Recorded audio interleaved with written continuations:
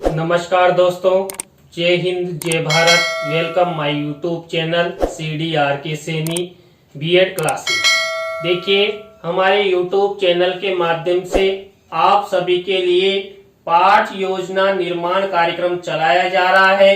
इस पाठ योजना निर्माण कार्यक्रम के अंतर्गत आपके शिक्षण विषयों की जो पाठ योजनाएं हैं, लेसन प्लान्स हैं, उनके बारे में आपको कि किस तरह आप लेसन प्लान बना सकते हैं उनके बारे में बताया जा रहा है। आज की क्लास में हम जो इतिहास पाठ योजना क्रमांक 5 है उसके अंतर्गत चित्तौड़गढ़ दुर्ग, इस टॉपिक का चयन करते हुए आपको इस क्लास में पाठ योजना का निर्माण करना बताएंगे कि आप सब चित्तौड़गढ़ दुर्ग पर आधारित पाठ योजना का निर्माण कैसे कर सकते हैं। तो यदि आप हमारे YouTube चैनल पर पहली बार आए हैं तो हमारे YouTube चैनल को सब्सक्राइब करें और पास ही बने बेल आइकन के बटन को जरूर दबा देवें, जिससे हमारे द्वारा जब भी कोई न्यू पाठ योजना अपलोड की जाए या लाइव क्लास चलाई जाए तो उनके नोटिफिकेशन आपको मिल सके और आप पाठ योजना निर्माण करना सीख सके। देखिए, जब हम इतिहास की पाठ योजना का निर्माण करते हैं तो सबसे पहले हम शामपट्ट पूर्ति बनाते हैं, वही कक्षा, दिनांक, विषय, कालांश, कालांश का समय और बीच सेंटर में हमारा प्रकरण लिखते हैं। प्रकरण को हमेशा अंडरलाइन करते हैं, इन्वर्टेड कोमाज में हम इसे बंद करते हैं। चाहे हम कितनी भी जगह प्रकरण का नाम लिखें, प्रकरण को अंडरलाइन और इन्वर्टेड कोमाज में आपको रखना है। शामपट्ट पूर्ति के बाद हम उद्देश्यों का निर्माण करते हैं।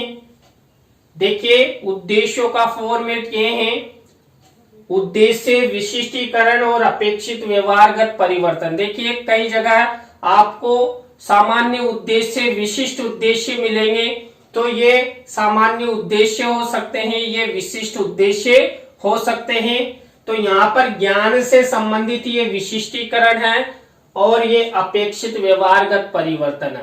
इसी तरह जो हमारा दूसरा उद्देश्य है अवबोध, अवबोध से संबंधित ये विशिष्टीकरण और ये अपेक्षित व्यवहारगत परिवर्तन। इस तरह देखिए, दो उद्देश्य हमारे कंप्लीट हुए। थर्ड नंबर का उद्देश्य है ज्ञानोपयोगी। देखिए, ज्ञानोपयोगी में भी वही हम विशिष्टीकरण बनाएंगे और अपेक्षित व्यवहारगत परिवर्तन बनाएंगे। तो यहाँ पर ये विशिष्टीकरण और ये अपेक्षित व्यवहारगत परिवर्तन। इसी तरह जो हमारे फोर्थ नंबर का उद्देश्य है कौशल, कौशल से संबंधित ये विशिष्टीकरण, ये अपेक्षित व्यवहारगत परिवर्तन।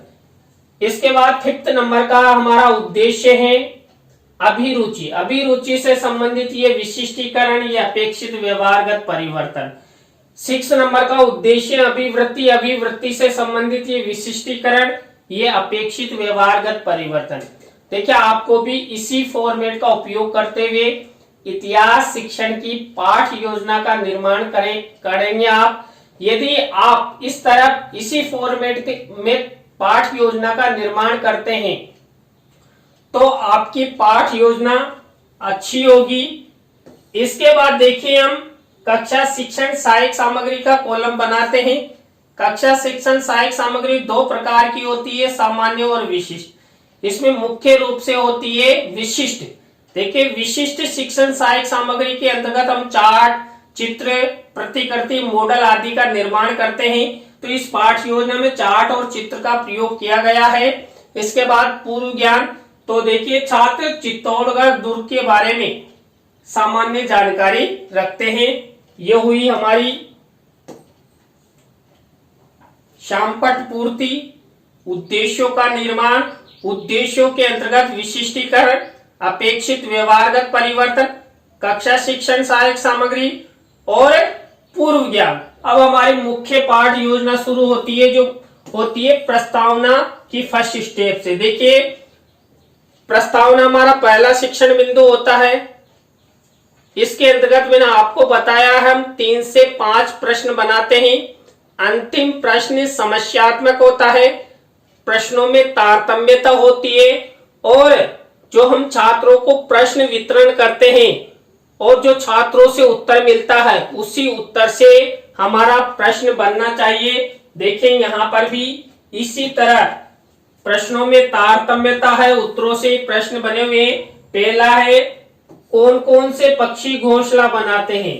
देखिए तो चिड़िया बनाती है, कबूतर बनाते हैं, गौरैया बनाते हैं। अब इनमें से ही अगला प्रश्न बनेगा दूसरे नंबर का, सोने की चिड़िया किस देश को कहा जाता है।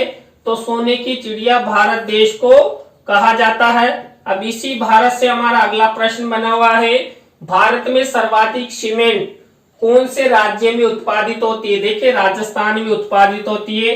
अब राजस्थान में भी सब सर्वाधिक सीमेंट कौन से जिले में उत्पादित होती है। तो चित्तौड़गढ़ जिले में। अब चित्तौड़गढ़ से ही अगला प्रश्न बना हुआ है, चित्तौड़गढ़ दुर्ग के बारे में आप क्या जानते हैं। देखिए यहाँ पर वही जो प्रश्नों में तारतम्यता है, जिग-जैग है और उत्तरों से ही नेक्स्ट प्रश्न बने हुए हैं। आपको भी इसी तरह प्रस्तावना के प्रश्न बनाना है। इसके बाद उद्देश्य कथन। बच्चों आज हम सब चित्तौड़गढ़ दुर्ग के बारे में विस्तार पूर्वक अध्ययन करेंगे। अब देखिए यहाँ पर मैंने लिखा है, बच्चों आज हम सब चित्तौड़गढ़ दुर्ग के निर्माण, स्तंभ, महल, मंदिर, साकों एवं जौहरों के बारे में विस्तार पूर्वक अध्ययन करेंगे। आप सबको पता है हम प्रस्तुतिकरण में 3 शिक्षण बिंदु लेते हैं और 3 शिक्षण बिंदु में हम चाहे जितना पढ़ा सकते हैं। तो यहाँ पर यह हमारा दूसरी स्टेप हुई उद्देश्य कथन। तो प्रस्तावना और उद्देश्य कथन के बाद हमारी जो थर्ड स्टेप आती है वह आती है प्रस्तुतिकरण। देखिए प्रस्तुतिकरण के अंतर्गत हम 3 शिक्षण बिंदु लेते हैं। तो यहाँ पर हमने प्रस्तुतिकरण के अंतर्गत पहला शिक्षण बिंदु लिया है चित्तौड़गढ़ दुर्ग का सामान्य परिचय। देखिए चित्तौड़गढ़ दुर्ग का जो सामान्य परिचय है उससे रिलेटेड ये विकासात्मक प्रश्न और ये विकासात्मक उत्तर। देखिए यहाँ पर 3 विकासात्मक प्रश्न लिए गए हैं, ये विकासात्मक उत्तर है। विकासात्मक प्रश्नों के बाद हमारी नेक्स्ट स्टेप आती है छात्र अध्यापक छात्र अध्यापिका कथन। देखिए छात्र अध्यापक छात्र अध्यापिका कथन में चित्तौड़गढ़ दुर्ग से संबंधित सामान्य परिचय का यहाँ पर व्याख्यान किया गया है, कथन किया गया है।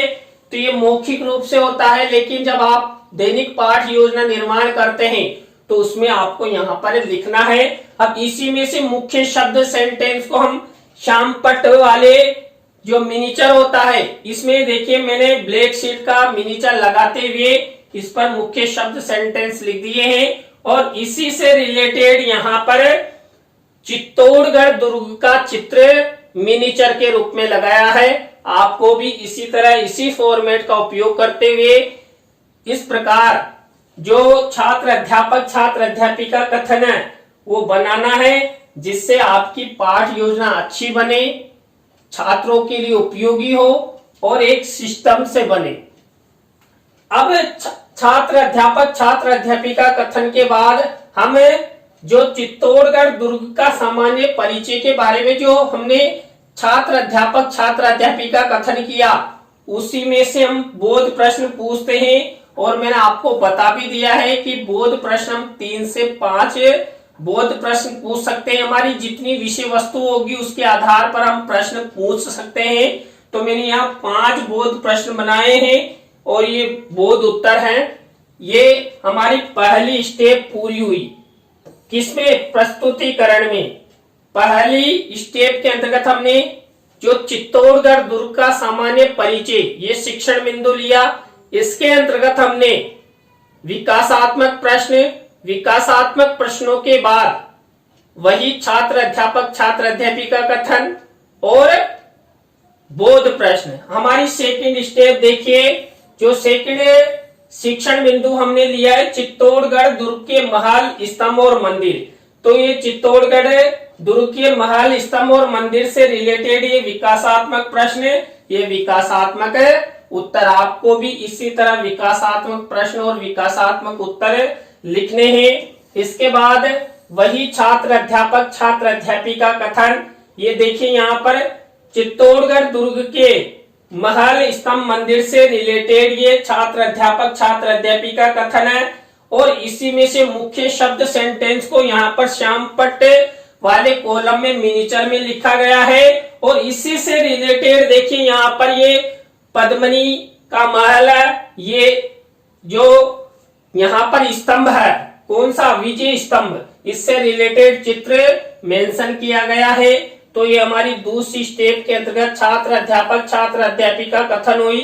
इसी में से हम जो छात्र अध्यापक छात्र अध्यापिका कथन किया इसी में से हम ये बोध प्रश्न मैंने आपको बता दिया, हम 3 से 5 बोध प्रश्न कर सकते हैं। देखिए 3 बोध प्रश्न मेरे द्वारा यहाँ पर बनाए गए हैं, ये बोध प्रश्न ये बोध उत्तर। हमारी 2 स्टेप पूरी हो गई प्रस्तुतिकरण के अंतर्गत, वही विकासात्मक प्रश्न छात्र अध्यापक छात्र अध्यापिका कथन और बोध प्रश्न। हमारा थर्ड शिक्षण बिंदु देखिए, थर्ड शिक्षण बिंदु है चित्तौड़गढ़ दुर्ग के प्रमुख साक्ष्य एवं जौहर, इससे रिलेटेड ये विकासात्मक प्रश्न ये विकासात्मक उत्तर। आपको भी इसी तरह देखिए ये विकासात्मक प्रश्न और विकासात्मक उत्तर बनाने हैं। इसके बाद हमारी छात्र अध्यापक छात्र अध्यापिका कथन वाली स्टेप देखिए, किससे रिलेटेड चित्तौड़गढ़ दुर्ग के जो प्रमुख साक्ष्य हैं या जौहर है उससे रिलेटेड। अब देखिए ये चित्तौड़गढ़ के प्रमुख शाखों एवं जौहरों से संबंधित ये विषय वस्तु है। इसी विषय वस्तु में से मुख्य शब्द सेंटेंस को यहाँ पर ब्लैक शीट के मिनिएचर पर लिखा गया है और इसी में से ही जो इससे रिलेटेड कोई चित्र हैं वो शिक्षण सहायक सामग्री वाले कॉलम में यहाँ पर पेस्ट किया गया है। तो इस तरह आपको ये बनाना है। इसके बाद इसी में से हम बोध प्रश्न पूछेंगे, ये बोध प्रश्न ये बोध उत्तर। इस तरह देखिए हमारी 3 स्टेप हुई। 3 स्टेप के अंतर्गत हमने क्या क्या किया, सबसे पहले विकासात्मक प्रश्न छात्र अध्यापक छात्र अध्यापिका कथन और बोध प्रश्न। अब देखिए छात्र अध्यापक छात्र अध्यापिका कथन में हमने क्या क्या किया था। एक तो देखिए विषय वस्तु का व्याख्यान किया, किसमें छात्र अध्यापक छात्र अध्यापिका कथन में, उससे रिलेटेड मुख्य शब्द सेंटेंसों को जो ब्लैक शीट का मिनिएचर है श्याम पट्ट वाले कॉलम पर लिखा और उसी से रिलेटेड हमने चित्र मिनिएचर के रूप में शिक्षण सहायक सामग्री में पेस्ट किए। तो ये हमारी 3 स्टेप पूरी हो गई। 4th स्टेप है पुनरावृत्ति प्रश्न। देखिए पुनरावृत्ति प्रश्न वही हम 5 पुनरावृत्ति प्रश्न लेते हैं। प्रश्नों में यहाँ पर तारतम्यता का कोई हिसाब नहीं है। यहाँ पर जो हमने बोध प्रश्न किए थे उन्हीं बोध प्रश्नों का रिपीटेशन कर दिया जाता है। पुनरावृत्ति प्रश्न छात्रों के मूल्यांकन अभ्यास कार्य के लिए होते हैं। तो ये हुई हमारे पुनरावृत्ति प्रश्नों की 4th स्टेप। 5th स्टेप है मूल्यांकन प्रश्न। देखिए मूल्यांकन प्रश्नों में हम क्या करते हैं, वही 3 तरह के प्रश्न लेते हैं। 3 तरह के प्रश्न यहाँ पर लिए गए हैं। 2 प्रश्न अवसाद से संबंधित है, 2 प्रश्न रिक्त स्थान से संबंधित है, 2 प्रश्न लघुत्रात्मक अति लघुत्रात्मक से संबंधित है। आपको भी ब्लैक शीट का निर्माण करते हुए सिल्वर कलर के पेन से ये प्रश्न बनाने हैं। तो यहाँ पर देखिए किसी भी प्रश्न का उत्तर नहीं लिखा गया है और आपको लिखना भी नहीं है। क्यों? क्योंकि यदि आपने प्रश्नों का उत्तर लिख दिया तो यहाँ पर छात्रों को पहले ही पता लग जाएगा। जब कक्षा में हम इसका प्रस्तुतिकरण करते हैं उस समय छात्रों से पूछकर प्रश्न के उत्तर लिखे जाते हैं। तो ये हमारी 5th स्टेप मूल्यांकन प्रश्नों की नेक्स्ट स्टेप है गृह कार्य। देखिए वही गृह कार्य में ब्लैक शीट का निर्माण, वही निबंधात्मक प्रश्न, इसी फॉर्मेट का उपयोग करते हुए आपको इतिहास शिक्षण की पाठ योजना बनानी है। तो देखिए आज की क्लास में हमने इतिहास पाठ योजना क्रमांक 5 चित्तौड़गढ़ दुर्ग के बारे में आपको पाठ योजना निर्माण करना बताया। आपको आज की पाठ योजना कैसी लगी कमेंट्स में हमें जरूर बताएं। अच्छी लगी हो तो लाइक करें, कमेंट्स करें और शेयर जरूर करें दोस्तों। नई पाठ योजना के साथ हम आपसे फिर मिलेंगे। CDRK Saini BEd classes YouTube channel पर। तो जय हिंद, जय भारत, राम राम साहब।